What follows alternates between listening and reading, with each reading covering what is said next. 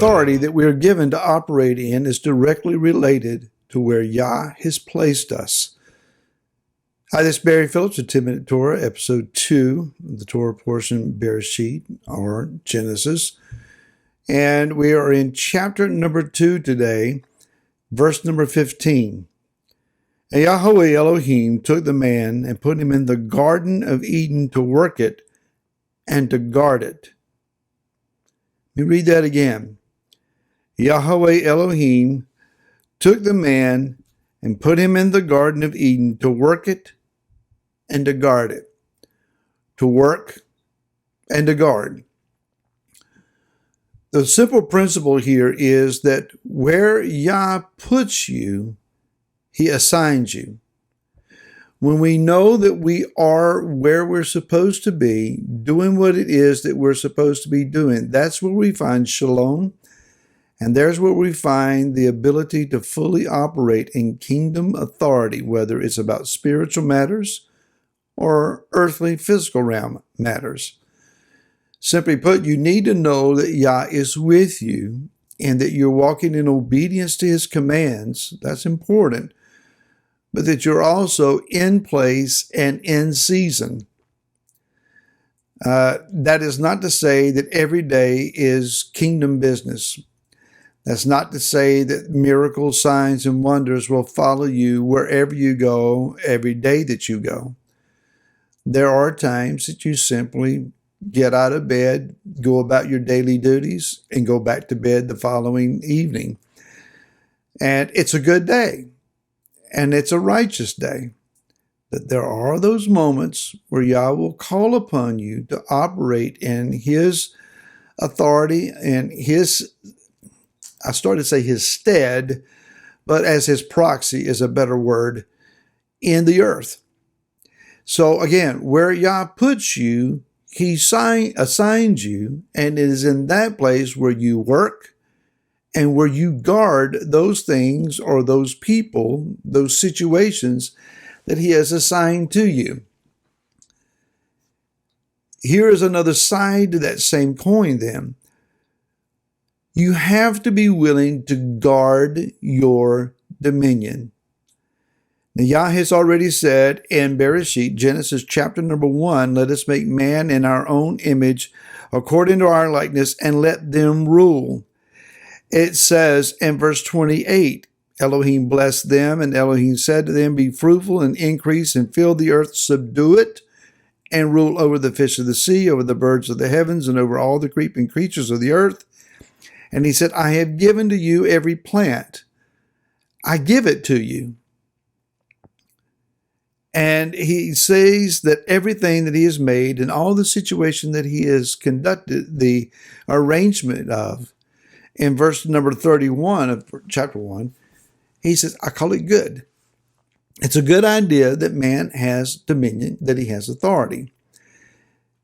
That place where He has given to us, we are called then to operate in it, but we're also called to guard it. If Yah entrusts dominion to you and you don't guard it, someone else will take it, as we will read about in chapter number 3. How is it that the serpent began to infiltrate the authority of Yah in the earth? Man began to delegate it, relinquish it, or hand it over to him.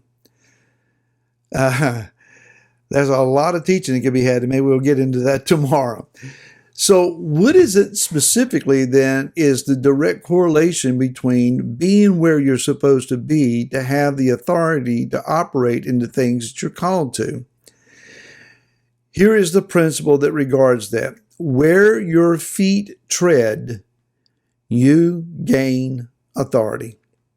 Let me say that again. Where your feet tread, you gain authority. Now, here in American culture, we don't see it as much.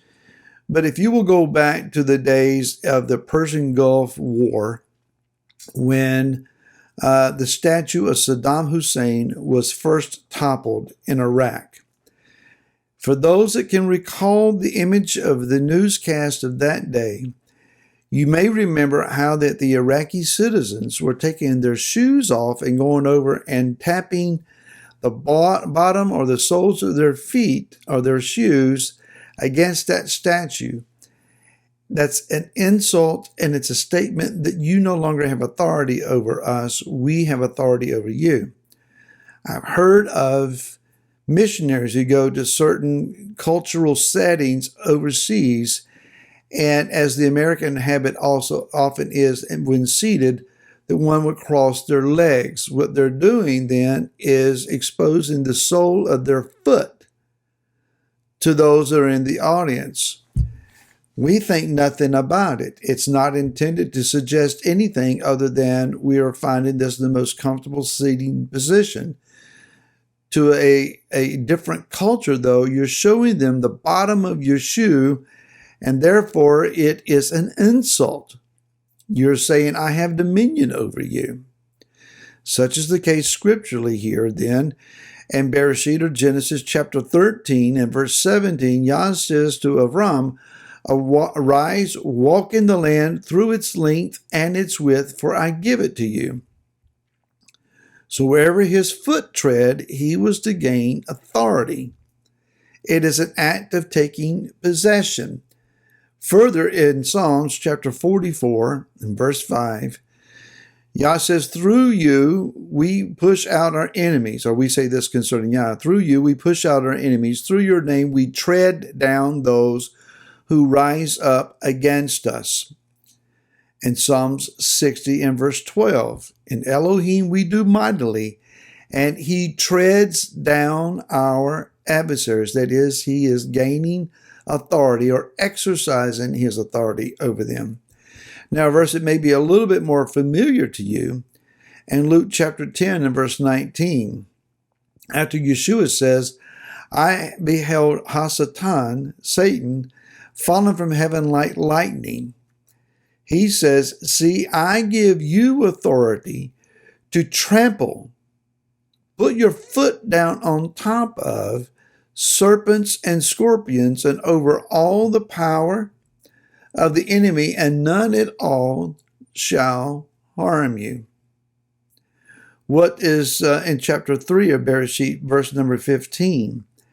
I will put enmity between you and the woman, between your seed and her seed. He shall crush your head, and you shall bruise his heel, or crush his heel. That is, the activity of Messiah's heel is coming down on the top of the head of the serpent. That is, he is putting him under authority. So the purpose then of where you are now residing, where you work, where you trot in your community, it is to gain authority. There is then something to the idea of having a quote-unquote prayer walk. That is, that you walk the perimeter of your property or the community or around the city hall or around your school area, your school board offices. You walking around it, you're putting, it has to be intentional here. You're putting things under your feet. You're trampling on serpents and scorpions, letting them know the dominion and the authority that was yielded over previously in the garden. We're taking it back because it rightly belongs to us. How many times have you heard the phrase, you got to walk this out? You're in a given situation of testing, trial, something upsetting to you. You seek counsel, and the word given to you is, you're going to have to walk it out. This is not something you escape from. This is not something you run from. This is not something you just simply stand and see how it turns out. You're going to have to walk through it. You're going to have to go through this. It's called perseverance. It's called endurance. It's also called overcoming. How do we overcome? By walking through the areas of concern, testing, trial, and persevering in our walk, refusing to stop our journey. Our adversary seeks very hard to cause you and I to be either distracted and take a wrong path and put the wrong area underfoot, or get delayed or get tired and worn out and say, I'll quit. But when you know that you're where you're supposed to be and you know what you're called to do and how you're supposed to operate, keep moving, keep walking, keep establishing dominion, authority for the kingdom's purpose where you are and as you are. And let's see how this thing turns out. And let's see you again tomorrow. Until then, shalom.